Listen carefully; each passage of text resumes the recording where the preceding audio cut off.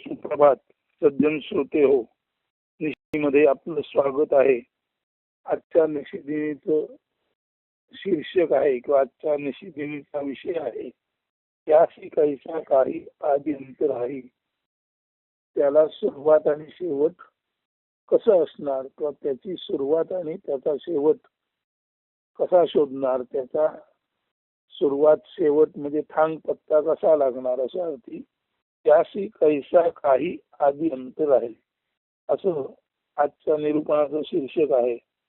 संस्कृत सुभाषित आहे, येषाम गुणे श्वसम तोषो रागो येषाम श्रुतम प्रति सत्य व्यसनीनो ये ते नरा पशवो परे. येषाम गुणेश्व संतोषो रागो येषाम श्रुतम प्रति सत्य व्यसनी नो ये ते नरा पशवो परे.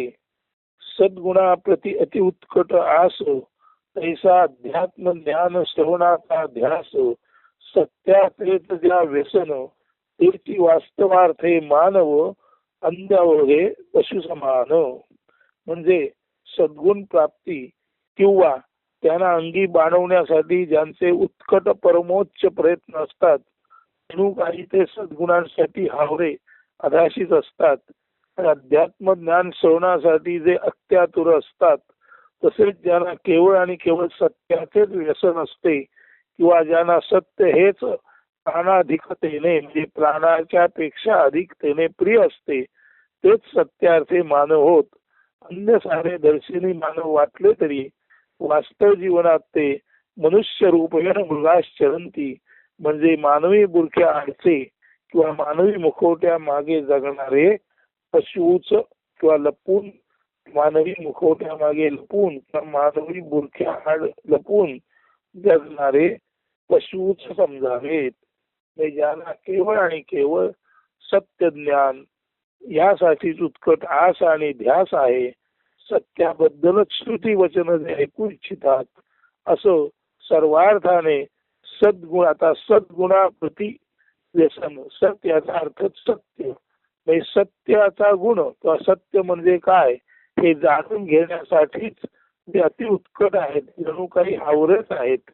आणि ते सत्यज्ञान ऐकण्यासाठी श्रुतीशास्त्र श्रवण करण्यासाठी जे आतुर आहेत, अशा अर्थी सद्गुण म्हणजे सत्याचा गुण किंवा सत्याचे वास्तव दर्शन घेण्यासाठी जे अति उत्कट आहेत, हावरे आहेत म्हटलं तरी चालेल, सत्याचं ज्यांना व्यसन आहे म्हटलं तरी चालेल, आणि सत्य श्रवणासाठी ज्यांचे कान अति आतुर झालेले आहेत, अशा लोकांनाच वास्तव जीवनात मानव म्हणून समजावे.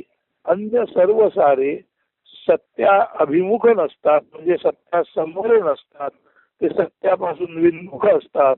अशी माणसं म्हणजे मनुष्य रूपेण मृगाश्चरंती म्हणजे मानवाच्या रूपात वावरणारे पशुच होत किंवा मानवी मुखवट्या आड मानवी बुरख्या आड दडलेले मानवी चेहऱ्याचे परंतु वर्तनाच्या पातळीला पशुच होत, असा या सुभाषिताचा एकदम स्वच्छ आणि स्पष्ट संकेत आहे. आता पुढे विवचन बघू. येथे सद्गुण किंवा सद्गुण म्हणजे काय ते आधी समजून घेतले पाहिजे. ब्रह्मालाच परमसत्य म्हणतात. त्याच्या प्राप्तीसाठी अधाशी माणसासारखी अवस्था असणे किंवा अति उत्कट आपलेपणा म्हणजेच सद्गुण, त्यासाठी अथक अभ्यास आवश्यक असतो. अथक अभ्यास याला सर्वसाधारणपणे निरंतर प्रयत्न असे आपण म्हणू शकतो. त्या अभ्यासामध्ये ध्यान, धारणा, संयम, तितिक्षा, समाधी व समाधी अवस्थेत सहज स्फुरणारे मनन, चिंतन, निधिध्यासन सारे येते नव्हे. हे तर सत्यासाठीच सारी आसक्ती असलेल्या योगी जीवनाचे रहस्य असते. म्हणजे ध्यान, धारणा, संयम, तितिक्षा, समाधी, मनन, चिंतन, निधिध्यासन हे खऱ्या अर्थाने सत्यासाठी परमासक्त असलेल्या योगी जीवनाचे रहस्य किंवा सार होय. म्हणून योगी या नसे भोग त्याग काही परियोगी, योगिया नसे भोग त्याग काही परियोगी नित्य ब्रह्मसंयोगी. जो योगी असतो त्याच्यासाठी भोग आणि त्याग असं वेगळं काहीच नसतं. भोगी हा केवळ आणि केवळ ब्रह्माशी एकरूप झालेला, ब्रह्मामध्ये विलीन झालेला ब्रह्मसंयोगी असतो. म्हणून योगी हा नसे भोग त्याग काही, परियोगी नित्य ब्रह्मसंयोगी. जो योगी असतो तो नेहमीच ब्रह्मामध्ये विलीन झालेला असतो. जशी साखर पाण्यात टाकली की साखर पाणी होतं, असा योगी हा ब्रह्मामध्ये साखरेसारखा विरघळून जातो आणि योगीच ब्रह्मसंयोगी म्हणून उरतो. म्हणून योगी हा नसे भोग त्याग काही, परियोगी नित्य ब्रह्मसंयोगी. खरे तर भोग त्याग यापैकी काहीच योग्यासाठी किंवा अखंड ब्रह्मात्म भावी जो असतो किंवा ब्रह्मात्म भाव साधना ज्याची असते अशा योग्यासाठी भोग त्याग असं काहीच नसतो. तो अखंड ब्रह्मात्म भावी असतो. तो केवळ आणि केवळ त्या उनीवरील चालते बोलते ब्रह्मच असतो. त्याची स्थिती गती कशी असते ते पहा. ब्रह्मलोचने ब्रह्म न्याहाळीता, ब्रह्मी ब्रह्म होई ब्रह्म न्याहाळता, ब्रह्मी ब्रह्म होऊन ब्रह्म पार जाई, त्याशी कैसा काही आदी अंत नाही. आता न्याहाळीता म्हणजे न्याहाळणारा म्हणजे ऑब्झर्वर. न्याहाळता आणि न्याहाळीता. आता न्याहाळता म्हणजे न्याहाळणारा, अवलोकन करणारा म्हणजे ऑब्झर्वर, आणि न्याहाळीता म्हणजे ऑब्झर्वरने ऑब्झर्वेशन केल्यानंतरची स्थिती. म्हणजे ब्रह्माला जो पाहतो तो ब्रह्माचा न्याहाळता म्हणजे निरीक्षक, आणि ब्रह्माचा न्याहाळता ब्रह्माला न्याहाळल्यानंतर न्याहाळल्यानंतर त्याला जे दिसतं ते ब्रह्म. म्हणजे ब्रह्मलोचने ब्रह्म न्याहाळिता, ब्रह्मी ब्रह्म होई ब्रह्म न्याहाळता, ब्रह्मी ब्रह्म होऊन ब्रह्म पार जाई, त्यासी कैसा काही आदी अंत नाही. आता ब्रह्म याचा अर्थ बृहत, व्यापक, सर्वाधिक विराट आणि व्यापक आहे, त्याला ब्रह्म म्हणतात. म्हणजे अतिविराट, अतिव्यापक, लोचने म्हणजे दृष्टीने, अतिविराट आणि अतिव्यापक दृष्टीने जो संपूर्ण आदि अंत विहीन असं जे अस्तित्व आहे ते पाहायचा प्रयत्न करतो. म्हणजे ज्याला आपण म्हणतो ब्रह्म कसं अनादि अनंत आहे, तर त्या अनादि अनंत ब्रह्माला त्याच्या विराटतेला त्याच्या सारख्याच विराट दृष्टीने म्हणजे ब्रह्मलोचने जो पाहतो तो, जो निहाळतो तो म्हणजे ऑब्झर्वर, असा ब्रह्मदृष्टीने ब्रह्माला पाहणारा म्हणजे निहाळता. जेव्हा ब्रह्माला पाहतो तेव्हा म्हणजे निहाळिता. म्हणजे व्यापक दृष्टीने विराट दृष्टीने विराट ब्रह्माला ब्रह्मदृष्टीने व्यापक दृष्टीने जो निहाळतो तो म्हणजे ऑब्झर्वर. त्याने त्याचं निहाळणं झाल्यानंतर, निहाळिता त्याचं निहाळणं पूर्ण झाल्यानंतर म्हणजे विराट दृष्टीने विराट ब्रह्माला पाहिल्यानंतर काय होतं, ब्रह्मी ब्रह्म होऊन ब्रह्म पार जाई. विराट दृष्टीने विराट ब्रह्माला पाहतो तो ऑब्झर्वर स्वतःच ब्रह्मामध्ये ब्रह्म होऊन नष्ट होतो. याला म्हणायचं observer is observed. Observer through his observation becomes the observed. पाहणारा त्याच्या पाहण्याच्या क्रियेतून तो जे पाहतो तेच बनून जातो. म्हणजे observer through his observation capacity becomes the observed. पाहणारा त्याच्या पाहण्याच्या क्षमतेमुळे अंतिमतः तो जे पाहतो तेच होऊन जातो. हेच ते कृष्णमूर्तींचं ऑब्झर्वर इज ऑब्झर्व्ड. परंतु आता ऑब्झर्वेशन कसं, विराट गोष्टीचं पाहणं आहे म्हणजे दृष्टी पण विराट पाहिजे. म्हणून ब्रह्मलोचने ब्रह्म निहाळिता, ब्रह्मी ब्रह्म होई ब्रह्म निहाळता.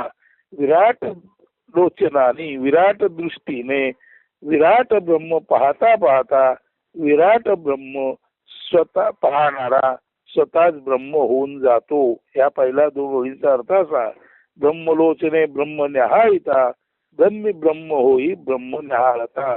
विराट ब्रह्माचे दर्शन घेताना दर्शन घेणाऱ्याची दृष्टी तितकीच विराट ब्रह्मदृष्टी असते आणि ब्रह्मदृष्टीने विराट दृष्टीने विराट ब्रह्म पाहता पाहता विराट ब्रह्म पाहणारा अवलोकन करणारा स्वतःच ब्रह्म होऊन जातो.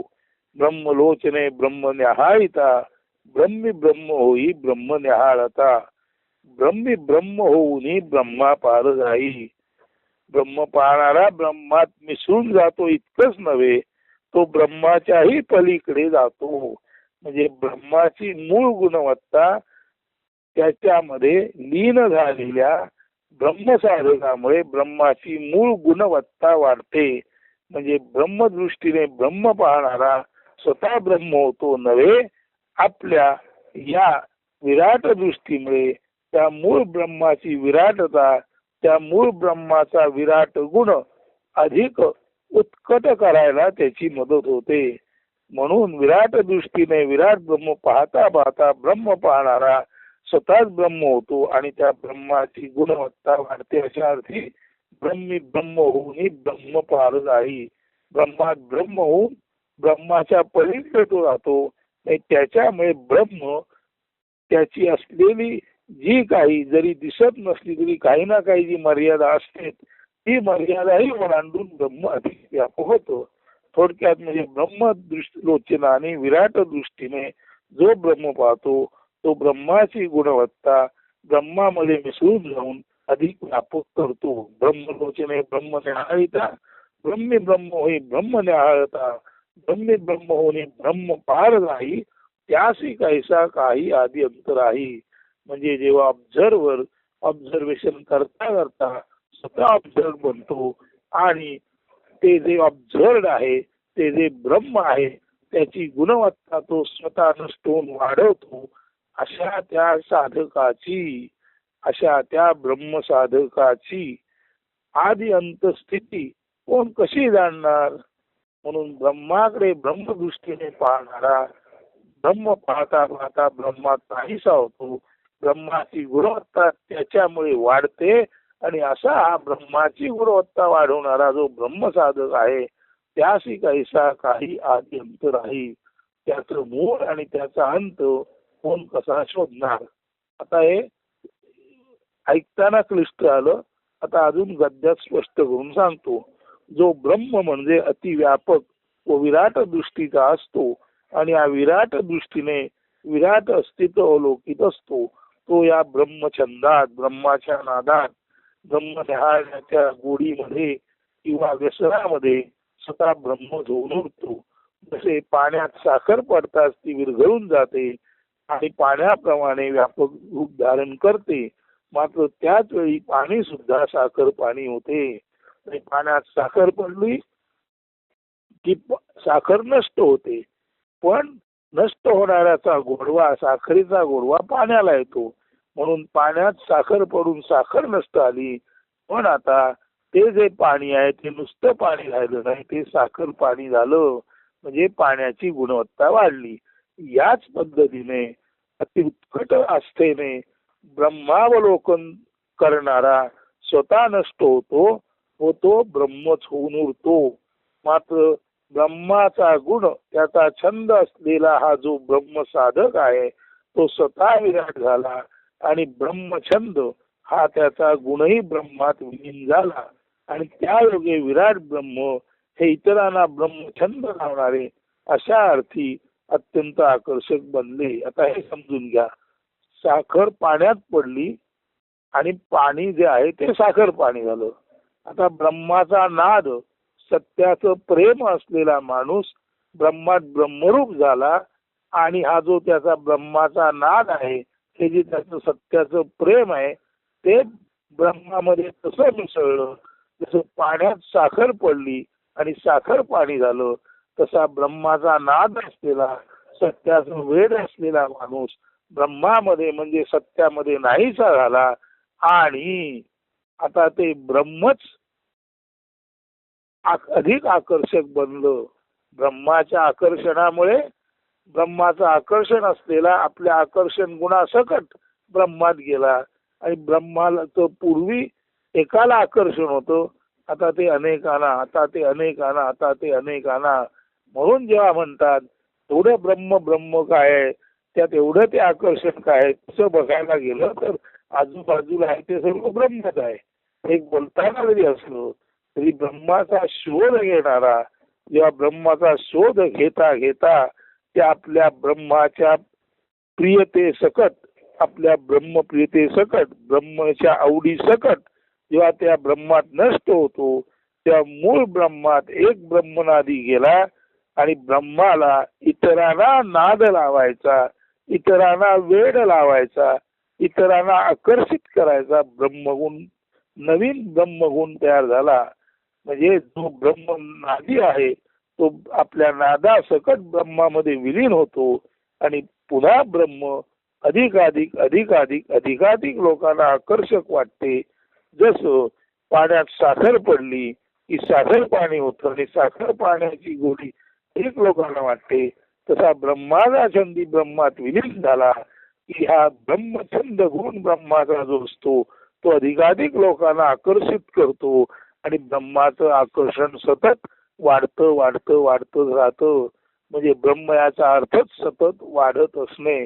सतत वाढत असणाऱ्या ब्रह्माला जो निहाळतो तो त्या ब्रह्माला निहाळता निहाळता स्वतः नष्ट होतो आणि ब्रह्माबद्दल त्याची असलेली गोडी आता ब्रह्मात मिळते आणि पूर्वीच जे ब्रह्म होतं ते आता पूर्वीपेक्षा त्या ब्रह्माची गोडी अधिक वाढते.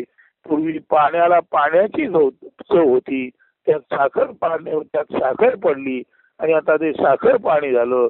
तसं ब्रह्माची गोडी असलेला ब्रह्मामध्ये विलीन झाला आणि आता ब्रह्मगोडी म्हणजे ब्रह्माला एक नवीन आयाम प्राप्त झाला. म्हणजे ब्रह्म व्यापक आहेच आहे, पण व्यापक ब्रह्माच्या छंदामध्ये व्यसनामध्ये जी जी माणसं ब्रह्मरूप झाली, जी जी माणसं देहभान पातळीवर नष्ट झाली, ती माणसं त्यांच्या ब्रह्मगुणामुळे, ब्रह्मछंदामुळे, ब्रह्मप्रियतेमुळे, ब्रह्मगोडीमुळे ब्रह्मालाच गोड करून नष्ट झाली. साखर नष्ट झाली आणि पाण्याला गोड केलं, तसं ब्रह्मनादी माणूस नष्ट होतो आणि ब्रह्माचा गोडवा वाढवतो. असा ब्रह्मात नष्ट होणारा जो साधक असतो आणि हा साधक ब्रह्माबद्दल इतरांच्या मनात अति आकर्षण निर्माण करतो, अशा ब्रह्मगोडी लागलेल्या साधकाचा जो ब्रह्मरूप होऊन ज्याच्यावर ब्रह्माची गोडी वाढली, ब्रह्माचं महत्व त्याच्यावर वाढत गेलं, अशा साधकाचा आदि अंत, अशा साधकाचं मूळ कुठे आणि शेंडा कुठे हे कसं कोण जाणू शकणार. मी जेव्हा शंकर नेमका कुठे उभा आहे आणि त्याचं मस्तक कुठे पोचलं आहे याचा शोध घेण्यासाठी जेव्हा ब्रह्मदेव आणि विष्णू निघाले, तेव्हा ब्रह्मदेव आणि विष्णूला सुद्धा त्या शिवाचा आदि अंत लागला नाही. तसंच ब्रह्मज्ञानी माणूस जेव्हा ब्रह्मामध्ये विलीन होतो तेव्हा तो आपल्या ज्ञानासकट, आपल्या गोडव्यासकट, आपल्या सत्याच्या प्रेमासकट त्या ब्रह्मामध्ये विलीन होतो. त्यामुळे ब्रह्मप्रेमी, सत्यप्रेमी माणसाचा तो सद्गुण आहे, ब्रह्मगुण आहे, तो मूळ ब्रह्माचाही गुण अधिक व्यापक करतो. अशा अर्थी ब्रह्मलोचने ब्रह्मन्यायता, ब्रह्मी ब्रह्म झाला ब्रह्मन्यायता, ब्रह्मी ब्रह्म होणी ब्रह्म पार जाई, त्याशी कैसा काही आदि अंत राही. म्हणजे ऑब्झर्वर इज ऑब्झर्व म्हणता म्हणता ऑब्झर्वेशन करणारा ऑब्झर्वर ज्याचं ऑब्झर्वेशन करतो त्यामध्ये म्हणजे ब्रह्मामध्ये विलीन झाला. ब्रह्मामध्ये विराटतेमध्ये विलीन होण्यासाठी विराट दृष्टीचा माणूस सतत अथक प्रयत्नशील असतो आणि त्याच्या प्रयत्नात तो ब्रह्मामध्ये नष्ट होतो. परंतु ब्रह्मामध्ये नष्ट होताना त्या ब्रह्माची गोडी या ब्रह्मछंदी ब्रह्मसाधकाच्या प्रेमामुळे ब्रह्माची गोडी अधिकाधिक वाढते आणि ब्रह्म अधिक मोठ्या प्रमाणात इतरांना आकर्षित करून घेतो. पाण्यात साखर पडली, साखर पाणी झालं. लोकांना साखर पाण्याबद्दल थोडं जास्त आकर्षण आहे. तसं उसाच्या रसाबद्दल साध्या पाण्यापेक्षा जास्त आकर्षण असतं. तसं ब्रह्मामध्ये ब्रह्माची गोडी असलेला विसर्जित झाला आणि त्याच्या ब्रह्मगोडीचा गुण ब्रह्माला आला जसं पाण्याला साखरेची गोडी आली तशी ब्रह्माला ब्रह्मप्रेमाची गोडी आली.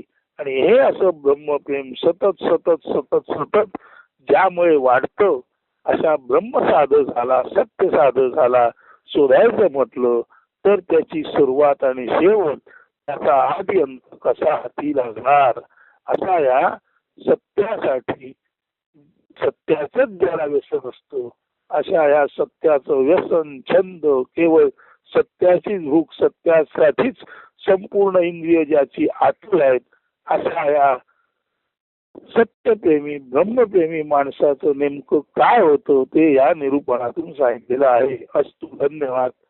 जरा थोडं क्लिष्ट असेल तरी सुद्धा जितकं जमेल तितकं समजावून सांगायचा प्रयत्न केला आहे. थोडं अति लक्षपूर्वक म्हणजे संपूर्ण ऊर्जा कानात आणून आपण जर ऐकायचा प्रयत्न केलात तर निश्चितच ते आपणाला समजेल आणि आपली ब्रह्मगोडी तशी वाढेल जशी कृष्णमूर्तींची ज्ञानेश्वरांची ब्रह्मगोडी वाढली. आणि कृष्णमूर्ती आणि ज्ञानेश्वर हे ऑब्झर्वर इज ऑब्झर्ड या पद्धतीने इतके काही पुढे ज्याला म्हणतात लोकप्रिय किंवा आकर्षक बनले की त्यांचं आकर्षण नेमकं कसं आलं, त्या आकर्षणाची सुरुवात काय शेवट काय, म्हणजे ज्ञानी माणसाचा आधी अंत लागत नाही याचा अर्थ असा आहे की ज्ञानी माणसाच्या लोकप्रियतेला आधी अंत नसतो. कृष्णाचं किती वर्णन केलं तरी कृष्णाचं कौतुक थांबतच नाही. याचा अर्थ ज्ञानी माणूस किंवा ज्याला आपण उत्तम पुरुष म्हणतो त्याचं व्यक्तिमत्व नष्ट होतं. म्हणून ज्याचं व्यक्तिमत्व सत्यामध्ये नष्ट झालं तोच खऱ्या अर्थाने पुरुषोत्तम योगी म्हणून पुढे जाऊन लोकप्रिय होतो. जसे कृष्णमूर्ती, जसे भगवान कृष्ण, जसे निसर्ग महाराज, जसे अर्थात ज्ञानेश्वर महाराज, तुकाराम महाराज, तसं हे सर्व आहे. म्हणून त्याशी कैसा काही आदि अंत राही म्हणजे सत्य ब्रह्म यासाठीच ज्याचं जीवन आहे अशा माणसाचा आदि अंत कसा काय कोण शोधू शकणार इतका तो विलक्षण पुरुषोत्तम योगी असतो. धन्यवाद. अस्तु सुदिन सुप्रभात.